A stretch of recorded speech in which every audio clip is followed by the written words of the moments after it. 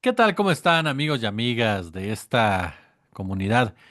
En los últimos días hemos estado platicando mucho con ustedes respecto a la integración de América Latina, sobre todo a raíz de la llegada de Donald Trump y de las políticas que ha comenzado a aplicar Donald Trump, que tiene que ver directamente con el tema de la migración, pero también las constantes amenazas de aranceles. El último episodio tuvo que ver el fin de semana en donde se involucró directamente el presidente de Colombia, Gustavo Petro. A raíz precisamente de estos dimes y diretes entre ambos mandatarios, fue que la presidenta de Honduras, Xiomara Castro, pidió una reunión de emergencia de la CELAC, reunión que a final de cuentas no se llevó a cabo porque, según versión oficial, no se pudieron poner de acuerdo. La CELAC próximamente será presidida por el presidente de Colombia, Gustavo Petro, en un escenario muy particular en donde llega Petro, un hombre de izquierda, ex guerrillero, al frente de la CELAC con un presidente como Donald Trump en los Estados Unidos, que algunos consideran representante del neofascismo, otros más de la ultraderecha, si no es que representan exactamente lo mismo. Para platicar precisamente sobre estos temas, se encuentra con nosotros y le agradezco muchísimo al doctor Nayar López, politólogo latinoamericanista, profesor de la facultad de nuestra máxima casa de estudios de la Facultad de Ciencias Políticas del UNAM. Dan Nayar, muchas gracias por acompañarnos. Con mucho gusto, Jesús, gracias por la invitación. Aquí estamos. ¿Qué momento está viviendo América Latina con todo este contexto geopolítico en donde está presente Donald Trump, con todo lo que representa Donald Trump, cuando se habla de una integración latinoamericana, pero tienes también ahí en tu zona a personajes como Milei, como Noboa, como el propio Nayib Bukele? Bueno, sin duda, el- esta segunda administración de Trump enfrenta un escenario o aparece, digamos, en un escenario regional en el que los procesos de integración, pues ya con un tiempo en promedio, digamos, 25 años de lo que va de este siglo, de haber transitado por tantos momentos tan complejos en los que, por ejemplo, recordamos UNASUR, este mecanismo de integración que finalmente desapareció como resultado de una ofensiva contrahegemónica impulsada desde Estados Unidos, evidentemente, no solo para recuperar gobiernos nacionales en manos de la derecha, sino también para provocar rupturas, digamos, en los alcances de la integración. El- la UNASUR es el mejor ejemplo de cómo se logró incidir en fracturar estos espacios aún con las diferencias políticas que evidentemente han existido en todo momento y que aún así permitían que un mecanismo como UNASUR hubiera existido, ¿no? Obviamente esto es un antecedente fundamental para entender también el momento en que vive la CELAC a raíz de pues esfuerzos muy discordes, digamos, ¿no? Orientados a impulsar la integración latinoamericana y caribeña frente a una administración como la de Trump que viene pues con todo, ¿no? Apenas vamos a llegar a la semana de que tomó la posesión y y veamos ya los escenarios que han planteado, digo, no solamente a nivel mundial, sino sobre todo en la parte latinoamericana y caribeña. Hay que esperar a ver estos primeros pasos también en otras regiones del planeta y en otros conflictos en particular, como estas declaraciones, por ejemplo, con el tema de Palestina y de Gaza en concreto. Pero que encontramos en esta región, pues sí es un escenario polarizado, ¿no? Como bien lo comentabas, tenemos ahí un bloque muy particular. Yo veo tres bloques en realidad en la región, ¿no? O sea, un bloque pues, ultraconservador, donde están los que mencionabas, Milei, eh, Bukele y compañía. Un bloque de centro que tiene muchos vaivenes, ¿no? Que en algunas ocasiones incluso acaba favoreciendo las políticas de intervención de Estados Unidos, en donde ubicaría un Boric, incluso para el caso de Venezuela, Lula y Petro, que también tuvieron una posición ahí muy cuestionable desde mi punto de vista.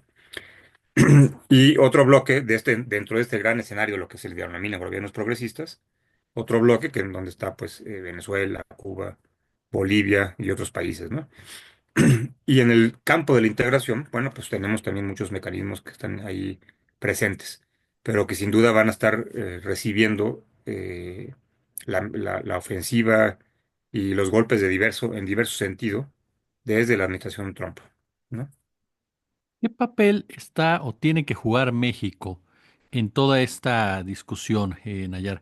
¿Qué tanto México tiene que empezar ya de una forma más decisiva a voltear hacia el sur ante los comportamientos que tiene el propio Donald Trump, que un día dice una cosa y el otro día amanece y dice otra?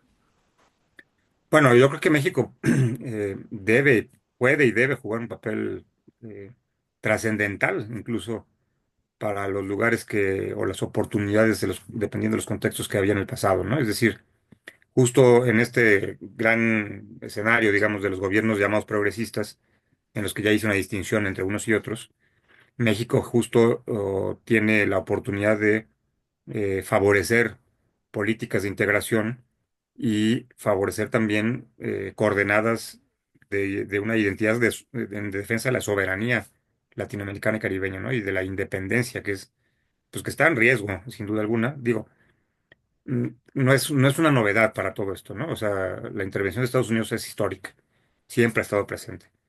Y la región, no hay un solo país latinoamericano caribeño que no tenga en su haber un acto de intervención por parte de Estados Unidos. Entonces, no es una novedad la intervención. Lo novedoso, en realidad, tiene que ver con el nivel de la intervención, ¿no? Ya no son las tropas yanquis o los marines desembarcando en una playa, sino pues el factor económico, el factor de la amenaza, el factor migratorio, el factor del chantaje y los aliados incondicionales que tienen en países como, pues el mejor ejemplo es Milei, o lo fue en su momento este, el presidente brasileño, se me fue el nombre en este momento, Bolsonaro. eh, Bolsonaro, perdón. Es decir, hay aliados estratégicos que Estados Unidos, algunos que no se declaran como aliados, pero que lo hacen para diversas coyunturas. Entonces, México, creo que en ese escenario puede jugar un fiel de la balanza muy interesante, no solo en el discurso político, ¿no? Eh, r- Anterior al de Claudia Sheinbaum, de Andrés Manuel López Obrador, por ejemplo, en el tema Cuba, pues jugó un papel muy respetable desde mi punto de vista, muy equilibrado, poniendo y arriesgando incluso la propia tensión de la relación con Estados Unidos. Por ejemplo, recordemos de la cumbre que convocó en Los Ángeles, a la cual no asistió por no haber invitado a Cuba, ¿no? A Venezuela de paso. Y la relación es tan estrecha de colaboración y cooperación que ha habido con Cuba, que le ha dado continuidad al actual gobierno, me parece que son definiciones puntuales, pero eso tiene que replicarse en la región, ¿no? Entonces México debería de ser un actor que, más allá de las declaraciones y las fotografías y la participación a veces muy disminuida, no porque no tenga el nivel, digamos, ¿no? El canciller, pero para escenarios donde la presidenta debería estar presente en ese sentido. México debe jugar un papel clave entre lo que significa la ofensiva de Estados Unidos y pues el coincidir, digamos, con una visión de defensa de la soberanía, ¿no? Porque estamos en un escenario de ese nivel de magnitud. Obviamente, todo esto en una clave geopolítica mundial en la que pues están los BRICS, está la Unión Europea por otro lado, también ya con cierta tensión con este nivel de agresividad de Trump, ¿no? El tema de Groenlandia, por ejemplo, este, y la desfachatez de un Trump que, pues, cual refleja cual ya lo conocíamos, pero ahora ya como recargado, ¿no? Es un Trump recargado, porque ya, pues, que es un policía del mundo y es el presidente del mundo, es presidente de su país, ¿no? Y muy cuestionado por ciertos sectores, etcétera, pero él actúa, declara y pretende ejercer como si fuera un presidente del mundo. Y lo que sucedió el domingo pasado entre Petro y Trump, pues demuestran que a veces aparecen voces que no se dejan dominar tan fácilmente. Digo, no sabemos qué hubo en la negociación, que los aviones en otras condiciones, pero las amenazas seguramente existieron en esas negociaciones. Pero ya el hecho de haber alzado esa voz, pues es importante que México lo considere, el gobierno mexicano, para actuar en consecuencia, ¿no? Es decir, ha habido firmeza hasta ahorita, pero esperemos que esta firmeza se mantenga, no solo en declaraciones o en la relación con Estados Unidos, sino también en una visión de clave latinoamericana y caribeña, y de entender que México puede jugar un papel fundamental como eh, portavoz, ¿no? Si lo quisiéramos ver así, pero también como punto de engrane en la defensa de la soberanía regional frente a la ambición cada vez más desproporcionada de Estados Unidos. ¿Qué diferencia hay ahorita? Al principio nos comentabas estos bloques, ¿no? ¿Qué diferencia hay y si se pueden subsanar? Porque hemos visto enfrentamientos directos entre Boric en Chile con Nicolás Maduro en Venezuela, la decisión de Lula incluso de bloquear el ingreso de Venezuela a los BRICS, también esta postura de Petro sobre las elecciones venezolanas, por ejemplo, e incluso por ahí también diferencias en algún momento entre el propio Petro y Gabriel Boric. Eh, ¿Se pueden subsanar esas diferencias aún en el marco de que los tres están, de que todos los dos países están dentro de ese, pues si lo podemos ver así, de esos gobiernos de izquierda de una u otra manera, ¿se pueden subsanar o tú ves que no hay realmente esa intención política de hacerlo? Pues lo veo difícil para el caso de Chile en particular, ¿no? Es decir, un Boric que ha dado muestras claras de una disfrazada, digamos, subordinación hacia las políticas de Estados Unidos en sus posicionamientos, no solamente el caso de Venezuela, sino en torno a otros, eh, y que el caso, y bueno, y que la actuación en cierto sentido sorpresiva de Lula y de Petro, para el caso particular de las elecciones del año pasado en Venezuela, pues sí, desde mi punto de vista, bueno, es un error que ellos cometieron porque pues es como, como verse en el espejo, básicamente, ¿no? O sea, en cualquier momento a ellos les puede pasar exactamente lo mismo con o sin elecciones de por medio. ¿Y quién va a salir en defensa de ellos? ¿Quién va a respaldarlos? A respaldarlos, sí, aliados naturales como Maduro. Y además recordemos que todavía no es sorpresivo el caso de Colombia, ¿no? Con Petro, porque en un principio, cuando Petro asume el gobierno en Colombia, se da el importante restablecimiento de las relaciones entre Colombia y Venezuela, que son países que comparten no solamente fronteras, sino muchos elementos en común, incluyendo población, ¿no? Ahorita hay más venezolanos en Colombia, pero hace unos años había 6 millones de colombianos en Venezuela que disfrutaron del Estado, de la capacidad social del Estado y vivieron ahí, trabajaron ahí, se educaron ahí, ¿no? Durante muchos años, cuando el conflicto armado en Colombia todavía no se resolvía por la vía de la paz y del diálogo. Entonces, en el caso de Chile, yo veo muy complejo y muy difícil que Boric finalmente reconozca al gobierno Maduro y al revés, pues no hará Maduro, pues qué es lo que espera Boric que de esa situación, ¿no? Además es una actitud de intromisión finalmente, ¿no? Es como si Maduro le hubiera reclamado a Boric que por qué no tuvo la capacidad de defender el proyecto de la reforma de la Constitución que se había logrado después de esa rebelión popular del 2019 para sustituir a la de Pinochet y no tener que volver a quedarse con la constitución de Pinochet. Es paradójico en el 2025 que las chilenas sigan viviendo con una constitución que impuso un dictador, ¿no? Y Boric, pues no le consterna mucho, ¿no? Entonces imaginemos a un Nicolás Maduro atacando a Boric, exigiéndole que la constitución, que esto, pues no, son cuestiones internas, ¿no? Entonces yo creo que en el caso particular de Chile es tan difícil. Seguramente llegará un momento en de diálogo con Lula y con Petro, que tendrán que hacerlo porque pues es de elemental visión estratégica, digamos, el entender que un proyecto que, además, bueno, desde mi punto de vista, no concuerda en lo más mínimo con esta historia del fraude en las elecciones pasadas, porque es el mismo sistema electoral que le reconoció a la oposición su triunfo en el 2015, cuando ganó la Asamblea Nacional, pues es el mismo, exactamente el mismo que se usó para las elecciones pasadas, ¿no? No hay, es un sistema que en su momento el propio Carter y su centro de valoración sobre los sistemas electorales en el mundo reconocieron como el más eficaz que había en el planeta, ¿no?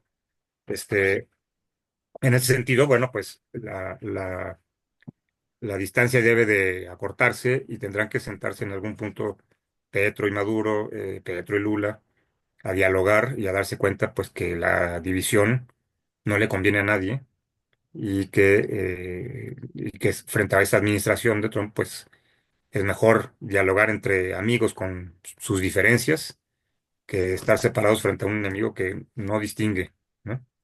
Un enemigo que no tiene amigos, ¿no? Oye, en este último punto que mencionabas, ¿la CELAC podría llegar a un momento, o se ve complicado, a sustituir en el peso político, me refiero, a la OEA como tal? Es decir, la OEA que ha estado muy desprestigiada precisamente por responder más a los intereses de los Estados Unidos, ¿la CELAC tendría que jugar ese papel? Por supuesto, la CELAC es una oportunidad histórica, desde mi punto de vista, muy desperdiciada, muy subvalorada, eh, para, para darle esa fortaleza regional. O sea, es decir, la CELAC es un espacio común continental en donde solamente no están Canadá y Estados Unidos y que le daría la fortaleza que nunca había tenido o nunca ha tenido América Latina y el Caribe para enfrentar desafíos no solamente políticos como el caso de estas misiones de Trump, sino migratorios, económicos, financieros, comerciales, en todos los ámbitos, desafíos y, y podría utilizar este mecanismo de la CELAC como un espacio que además aspirara a una integración mucho más profunda, ¿no? Digo, suena más romántico pensar, digamos, en la lógica de la patria grande que planteaba Simón Bolívar, con la cual en lo particular coincido plenamente, pero la realidad de las diferencias, la realidad de los intereses, ¿no? Que los sistemas políticos y económicos dentro del capitalismo latinoamericano y caribeño, pues impiden llegar a mayores pasos, ¿no? Tenemos la experiencia de ALBA, es decir, si pensáramos en una CELAC en clave ALBA, pues imaginaríamos un futuro muy diferente para los pueblos latinoamericanos y caribeños, porque el ALBA tiene un sentido social de integración de lo más avanzado que hay a nivel mundial, en donde lo que se prioriza es la disminución de las asimetrías entre los países y la cooperación en un sentido de clave social, ¿no? Entonces la CELAC en ese sentido pues tendría esa oportunidad.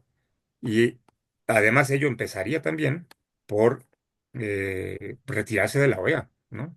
La OEA, como bien señalabas, ha sido históricamente, bueno, como se le conocía, y que no es nada más un apodo, digamos, ¿no? Sino que así ha ejercido, como el Ministerio de las Colonias, que, en- en, eh, que se denominó desde el siglo pasado de esta forma, porque pues, recordemos a quién ha servido la OEA, a qué país. O sea, es decir, los intereses de Estados Unidos siempre han estado en primer plano en los intereses, como intereses fundamentales y únicos de la OEA. Cuando la OEA alzó la voz con las dictaduras del Cono Sur en los 70, ¿no? Cuando la OEA expulsó a Chile de su espacio, cuando Pinochet le dio el golpe de Estado a Allende, o con la dictadura militar argentina, la brasileña, la uruguaya, la paraguaya con Stroessner, o sea, la OEA jamás tocó a ningún país aliado a Estados Unidos, y eso desde su fundación hasta el momento, ¿no? Entonces la OEA es un mecanismo que no representa a América Latina y el Caribe, representa los intereses de Estados Unidos, y ubiquemos que, bueno, Cuba, que fue eh, expulsada de la OEA desde 1962, y que tuvieron el descaro de reinvitarla a incorporarse en el 2010, a decir, bueno, ya regresen. No quiso, Cuba obviamente por dignidad histórica no aceptó.